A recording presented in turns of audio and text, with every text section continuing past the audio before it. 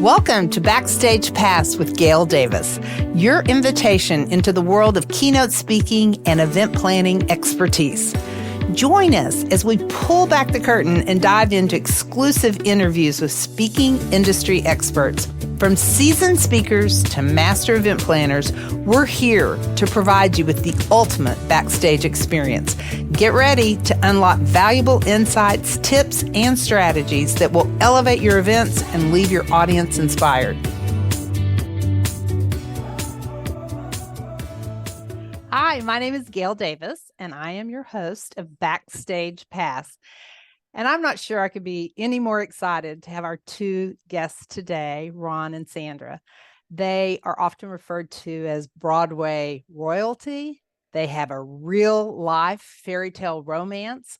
Their names are Sandra Joseph and Ron Bohmer, and they met on stage at the Kennedy Center just moments before stepping into their roles in Phantom of the Opera as the Phantom and Christine. They fell in love both on stage and off stage, and that was back in 1997, I think. Is that right? Mm-hmm. Yep. And so that's almost 30 years ago, and their story has transcended Broadway stages and concert halls, and they now have a 20-year plus marriage and a professional partnership. And so I am thrilled to let you know what they're up to now and how it might be just perfect for your audience. So welcome, my friends, Ron and Sandra. Hi, Gail. How are you? Thank you so much for having us. What a great introduction. You do that better than we do. Oh, It's really humbling and weird to hear it out loud, actually. Yeah. It's like, oh my gosh. Yeah, we live that life. I'm giddy about it. You know, I've been in this business for 25 years, and it's fun when you discover someone new. And I remember in 2020, well, actually leading up to 2020, I had helped a client, an EO Louisiana client, Jude Ollinger, book all of his speakers except for Sandra. And he had said, oh, I already know Sandra. I'm taking care of that one, but you really need to come hear her. And I remember it got canceled because of the pandemic. And then 1 year later, there we were in that gorgeous theater. And I mean, Sandra, I was just blown away with your story. I love the way you told it. And in that particular night, Ron was a surprise. So here we are hanging on your every word, you know, hearing about all the times that you tried out and hearing the different messages from your book. And then out comes Ron. And it's, oh my gosh, it's like, oh, it's so fabulous. That was in New Orleans, right? That was in New Orleans in 2021. Yeah. And then I became, for my EO chapter in Dallas, I became the learning chair. And I immediately said, oh my gosh, for our February event, we're going to have Ron and Sandra, which we did was that earlier this year? Yes. Oh my gosh, it was this year, 2024. February. And then I remember being in that space, and I just loved it so much. And I looked at Karis, who I work with, and I said, let's bring him in for our 25th. So clearly I have drank the Kool-Aid, as they say. And we're so excited about your 25th. It's going to be really, really fun. Oh, I can't wait. I cannot wait. Okay, let's see. Where do we want to start? Sorry, Ron, but I think we should start with Sandra. I think that's absolutely Is that okay with you? Because she has this moniker that I love to say. I just loved the way it rolls off. Sandra is the longest running leading lady in the longest running Broadway play. So that means she played Christine in Phantom of the Opera for 10 years. I mean, wow. Sandra, could we just start there? I mean, what does that feel like to hear that? It's still sort of a pinch me moment. It's hard to wrap my head around it. And now I kind of look back and go, wow, 10 years of my life singing the same songs and playing the same scenes. How did I do it 6 nights a week? You know, I'm glad I did it when I was younger. I don't think I could do that now, but I'm very humbled and grateful. You know, I never thought any of it was possible for me. So I don't know whether to go to the tryouts or to go to the perspective box, but I think based on something you said, I want to talk about the perspective box, because you said, I look back and I don't know how I did it night after night for 10 years. And could you tell the story of the perspective box? yeah, When I was in the latter years of doing Phantom, you know, anybody who's been doing what they do for quite some time, you can start to sort of lose your edge. Mm. It's hard to stay as engaged as you were when you were first starting out. And even when you're doing something you love, that you're really passionate about, over time, it can become easy to go on autopilot. But sometimes you need some extra spark of motivation to keep you on your A game.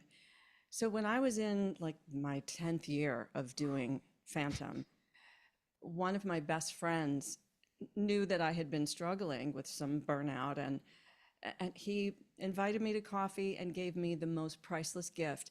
It was this purple box, and on top of the box, he stenciled the word perspective. Inside the box were clippings he had found from scouring the internet from people all over the world talking about the impact that seeing Phantom had on them. And there were stories from, a woman who brought her mom when her mom was terminally ill. And she said, when I hear those songs now, I remember that special night we shared together and I feel my mom's spirit with me. And a man who saved up for a year after he was deployed overseas, he wanted to take his kids on a special daddy-daughter trip, and they wanted to see Phantom. And what a special memory was created for these people on that night. And it really did immediately shift my perspective from, sometimes it becomes about us, and we're in our own heads about what we have to get out there and do I have the energy? But that simple shift in perspective from, oh my God, we have the opportunity in every moment of our lives and careers to go out there and make a contribution, to touch someone's life and maybe help them create a memory that will last them a lifetime. That's the kind of motivation that sometimes is all we need to suddenly go out there and feel like I can't wait to give everything I've got to for that one person. It was no longer about the thousands in the dark. It made me connect. And a lot of what we talk about in our keynote is emotional connection. When we drop the mask and we see another human being, Oh, suddenly we come alive. that might be one of my favorite moments when you and Ron do one of the songs from Phantom, and Ron says, "I'm first going to do it without the mask." And what song do you do that to, Ron? We do. Well, the famous first song where the two of them actually, where the Phantom really kind of reveals himself to Christine, Mm-hmm. culminates in the song "The Music of the Night," Music of the Night. which is a very famous song from the show. And it's we talk a lot about how wearing a mask, whether metaphorically or physically in the case of the show, really can change your behavior. It's empowering in some ways because it gives you a sense of I'm safe behind this, and I can Yeah. play a character that's larger than myself, and I can, Yeah. in his case, I can seduce her, and I can hide everything about myself that is broken and flawed, and only show her what I want to see. But we finish the song, and we then take it apart and say, look, this is a performance. He's not showing him his genuine self. He's terrified that if she really sees who he is, she'll run screaming out of the building. And the Right. journey of the show, and a lot of what we talk about in our keynote, is having the courage to drop that mask and to be able to really just show up as your genuine self and say, yes, I'm flawed. We all have something that's broken inside us, but we're worthy of love. And Mm-hmm. having the courage to really present that to somebody is way more authentic and beautiful and real than that perfect, polished statue almost that he wants to Yeah. present to her. Yeah, that is a very, very powerful moment. You were not an overnight success. Can you share a little bit about, I mean, I don't know if you want to give the whole story here, but you didn't just try it one time. What's the No, story there?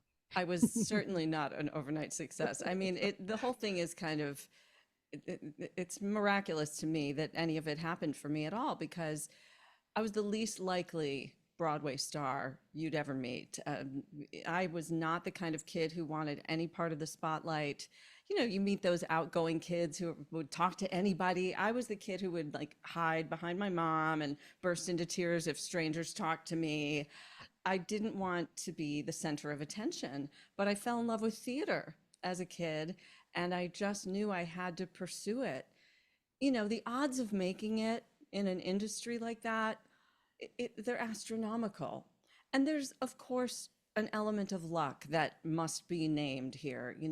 Viola Davis wrote a beautiful memoir, and she talks about how for every one person who makes it, there are probably 50,000 others who did exactly the same things. Equally talented, who for whatever reason, it didn't happen for them. So I think it's important to name that there's an element of luck, but we all have these choice points in our lives when we can go right or go left. And it really comes down to the age-old choice between love and fear.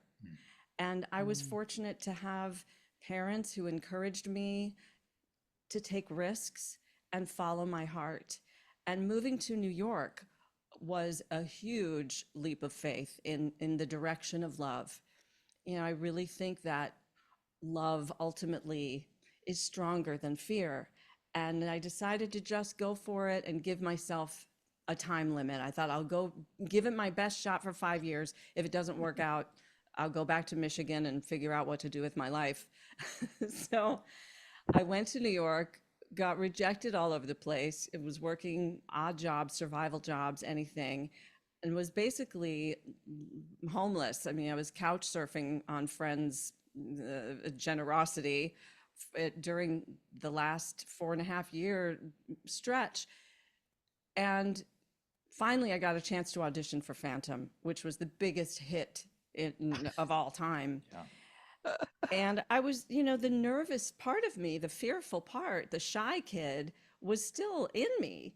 So that old insecurity showed up during my first couple of auditions. And I think for all of us, it's that little voice that says you're not good enough that causes us to put on a mask and not be able to show up authentically. And the most important thing for an actor is to be authentic out there. That's the only way you get to real connection.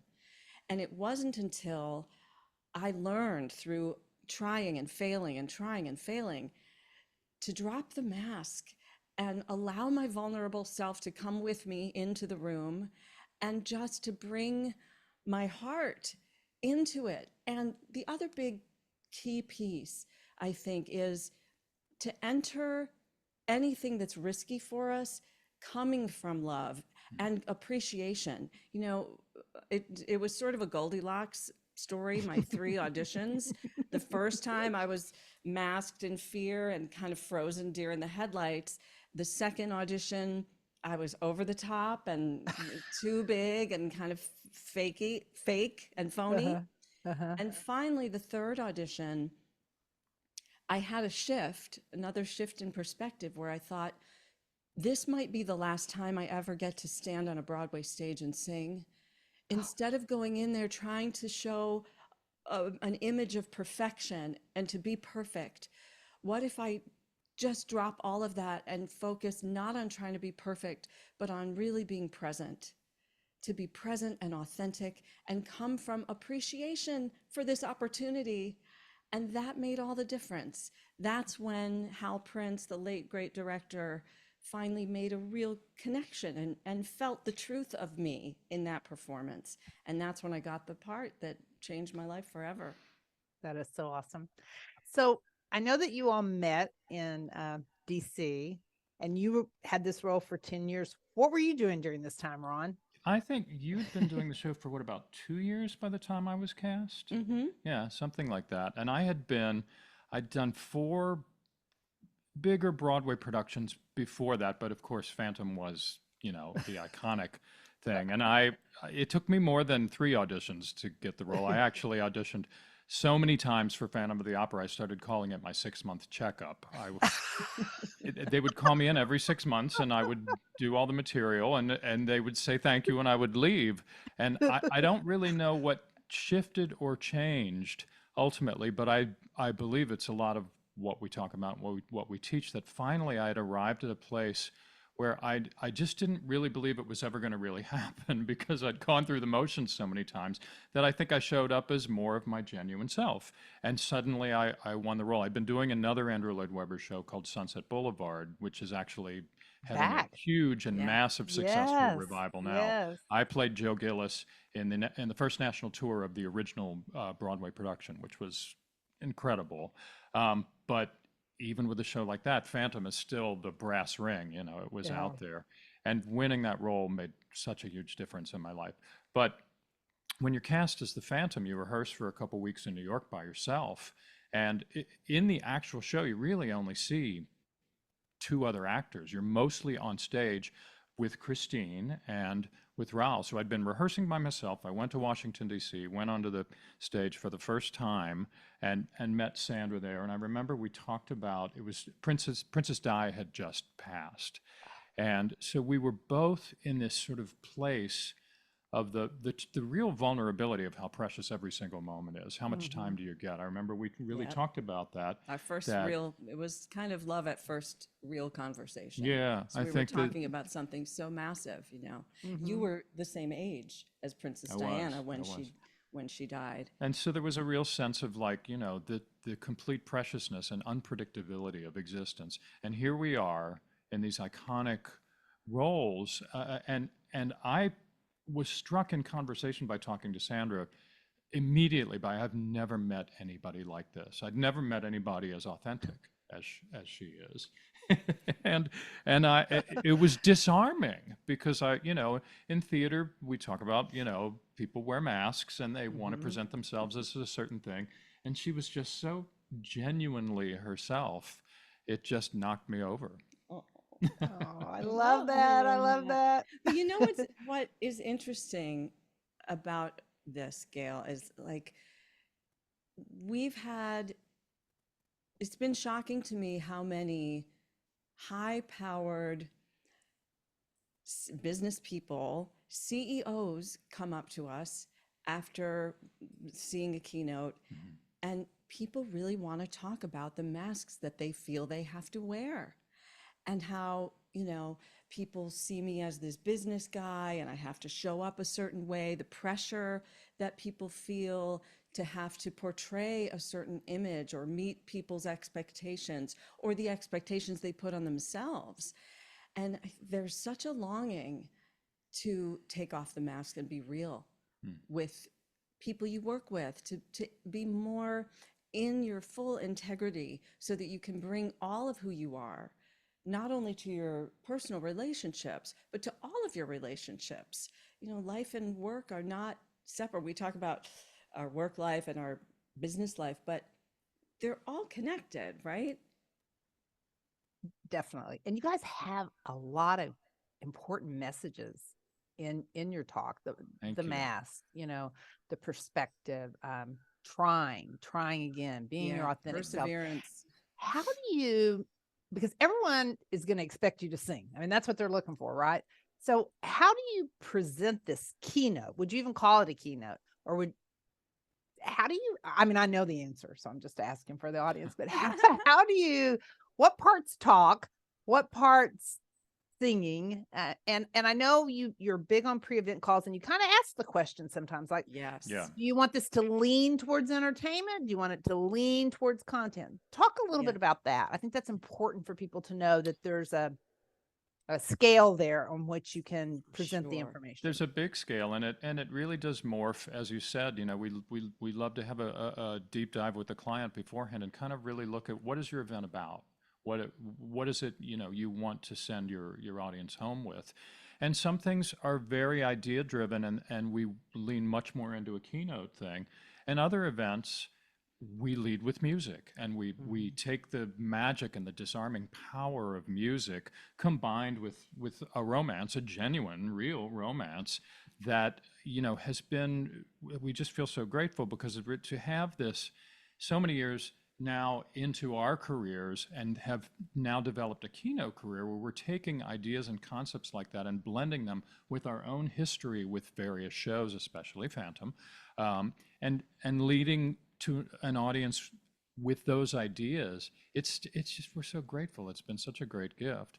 But The message is always present, whether it's a content driven keynote or a straight up concert. right. Even if they say we just want to be entertained, this is a celebration. If it's a nonprofit and they want to have a big gala fundraiser or a thank you to all of their big donors, even if we're primarily singing all night, we will still ask about favorite songs, is there anybody with a special, they have big donors with a favorite song or favorite show, we want to incorporate that. But, I wrote a whole book that is all message, message, message. Thank There you. it Yes, is. you did. For those watching on YouTube, I'm holding the book up, Unmasking What Matters, 10 life lessons from 10 years on Broadway. I love it. Yeah. So when I was leaving Broadway and entering the speaking world, I didn't even know there was a real speaking industry, to be honest with you. I just knew I had something that I really wanted to share because I had struggled so much and learned so much from those struggles and from 10 years of playing this enormous, this really demanding role. So I wanted to share all of that somehow, and putting it into a book and then a keynote really for me was this burning desire to share the messages that I thought could help other people. So even if we're only doing a concert, we're still finding ways to thread the message in there. We will just do it in a shorter, faster way in between songs. But for any great concert that you might see, the artist oftentimes will tell a little story in between. I was thinking about Adele and Yes. how, Oh, I mean, you love the songs anyway, but she tells you yes. the little story and then you just really love the song. And So you it love reminds me, her yeah, you because love she's her. so So great. authentic.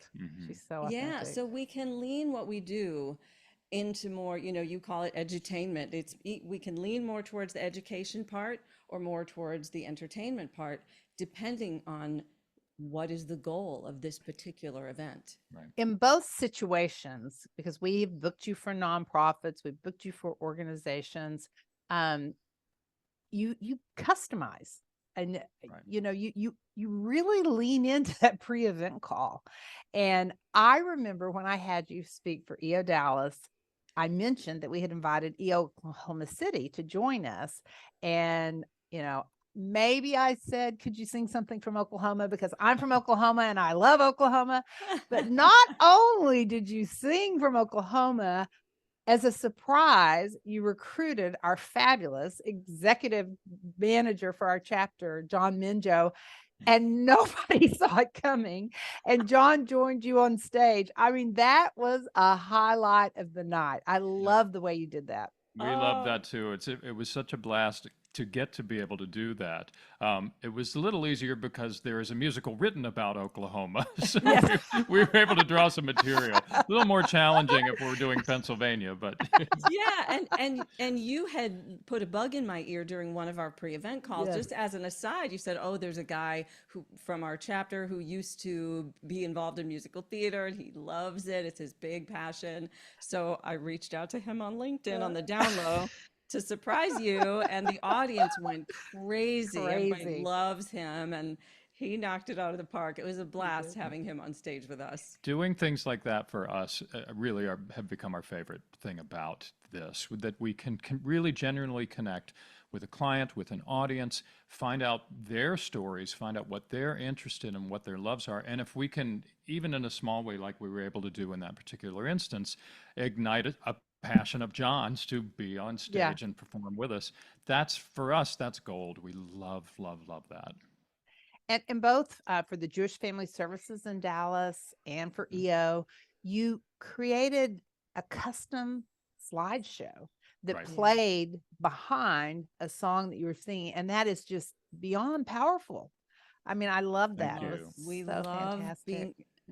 being able to do that. If there's any way that we can get photos from the organization that, as theater people, you're trained that it's not about you up there. You are Right. there to serve Mm-hmm. that audience.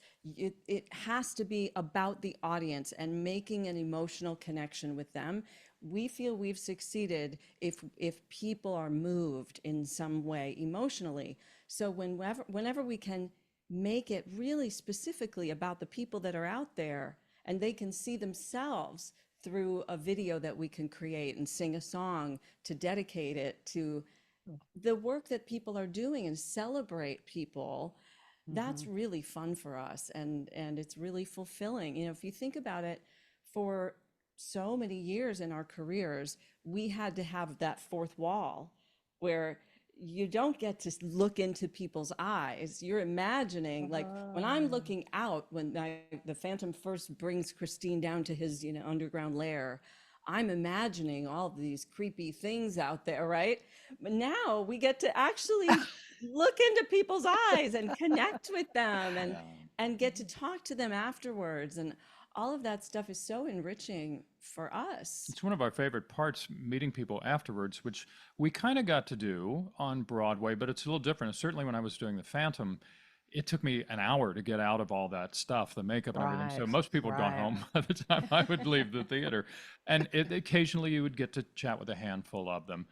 Different roles, more people are at the screen, are at the stage door.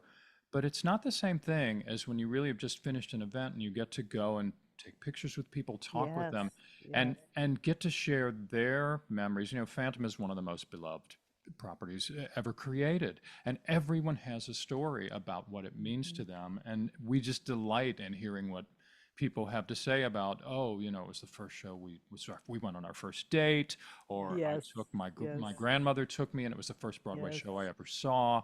This is the stuff that makes us go, wow, how fortunate are we to really get to connect with an audience in this way and still share the magic that was a gift to us from this show. You mentioned that Phantom is one of the most beloved Broadway musicals. There's Yes. another one that's very popular and has a new movie released, Wicked. Right? And you have a little bit of a connection with the Wicked touring cast. Would you like to share that connection? I would love to share that with you. We're having kind of an amazing year because we're vicariously living through our daughter, Austin Danielle Bohmer, who is a Broadway performer, and she was cast just recently as Glinda, the Good Witch, in Wicked, and she's now touring the country. You got to see her in Denver. Denver, right? I did. Oh, she is beautiful. She's got this comedic timing, and can she sing? Oh Thank my gosh. you. And now, of course, I follow on Instagram, and you talk about how you fell in love with Sandra's authenticity.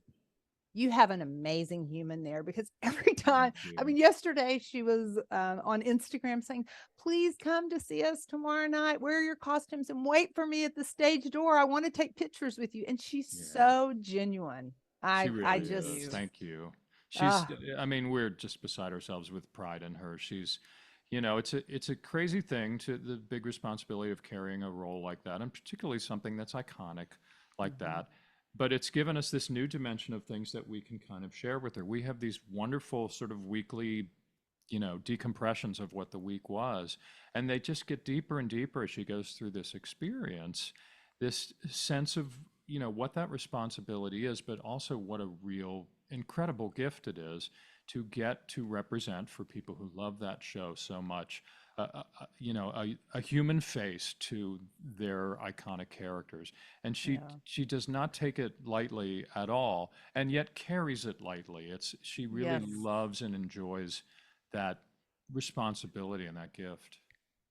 In following her on Instagram, I'm just aware of, it's a lot of work to be on a touring show. When she was Yes. in Denver, there was a lot of pollution. She likes to Hmm. run, but then that was, causing, I mean, it's just hard on your body. And then you pack everything up and you move to a new place. Yeah. Um, It's a and then big I'm thing. at, It's 8 shows a week, which is a lot, So you're working 6 days a week most times. They have one extra day off when they move cities because it takes 2 days to assemble the entire set, but then they make it up by doing an extra show on Thursday, so they still do 8 shows that week. And it is not a short show. They sing a No. ton of material. It's a very big responsibility, and you're constantly changing, moving locations. But it's also it is a rare and really special gift to get to do these things, and I love that we kind of can reflect with her on that and see how the industry has changed, the way she's now experiencing it, and be a sounding board for her of all of those challenges, and also occasionally get to offer a few tricks that help make touring a little easier. She's an extraordinary human being. She really is. She's, Yeah. you know, I remember my parents really drilling into me that talent is one thing, but how you show up and treat other people is more important than anything about your performance. And Austin really embodies that. She cares so much about other people. We're so proud of the way that she treats other people. And just like you said, her authenticity and presence. When you have a demanding schedule like that and a role like that, if you don't really practice being present, you will get so overwhelmed and exhausted. And she meditates, she does yoga, she focuses on her self-care. And that's, I think, what makes us the proudest, is that how Yeah. she's taking care of herself, and Yeah. so that she can give her best, not only to the audience, but to everybody else that she interacts with And in her life. she's doing that now in her 20s. She's doing things that it took us, a decade or two to learn. Yes. Yeah. So it's really is marvelous to see her recognizing the full weight of all of it, and yet carrying it so lightly and with joy. Yeah. Oh, it was a thrill. I took one of our top clients and we got to go backstage and she gave us a tour, and it was just fantastic. Fantastic. Oh. I She was loved it. so thrilled to get to see you again and to get to do that for you. So, one of the other things that I really love that the two of you do is your Play the Lead project. Oh, Can thanks you for talk a asking little about bit that. about that? Because that's really special. And there's a huge Oh, opportunity for clients with that if they understand it, because it's kind of something you got to wrap your hand around. yes, yes. So whenever we're hired for an event, we ask to be connected with a local high school or performing arts program so that we can give back to the community. And it's really become one of our favorite things that we do. We arrange with the school to go and teach a workshop, and we work one-on-one with the students and give them one-on-one coaching. And what we're really teaching them, Gail, is about how to play the lead in your own life. It's not just about how to be a better performer, but we talk about how to keep going when you fail, how to deal with rejection, building self-confidence, standing in your power, communicating with authenticity. And to watch these young people light up as we work with them and watch the shift from when we start and they're all in their own heads and insecure, to really being able to be relaxed and confident is just so miraculous to us. And whenever possible, go ahead. whenever possible, we invite them to actually perform with us in the performance that we do for the clients in whatever city that we're in. And we usually feature them in the finale. And it has become our favorite part of what we do now, our part of traveling the world and doing keynotes and concerts, and all of it is really the opportunity to do the Play the Lead project, to connect with young people and to share this incredible experience. And the clients really just kind of go crazy for it, because it's just so moving to see the next generation come up at the end of our performance and tear the roof off the place. It's pretty magical.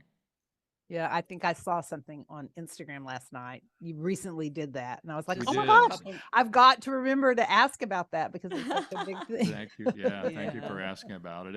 It's just such a win-win for everybody, and we love it, and we want to do more and more of those all across the country. It's just a blast. We just really feel like, if you can touch a young life and make a little ripple happen in a young mind, that's how you make a dent in the universe. Mhm. If we can Yeah. get in there when they're young, and I just don't want people to go through all the years of struggle that I went through. If I had some of these tools that I share in my book, we give them copies of my book, and there are workbooks and exercises for them to do, things to help you get out of your own way so you can show up and give your best. I just want to so badly to give those tools to young people now so that they don't struggle the way that I did.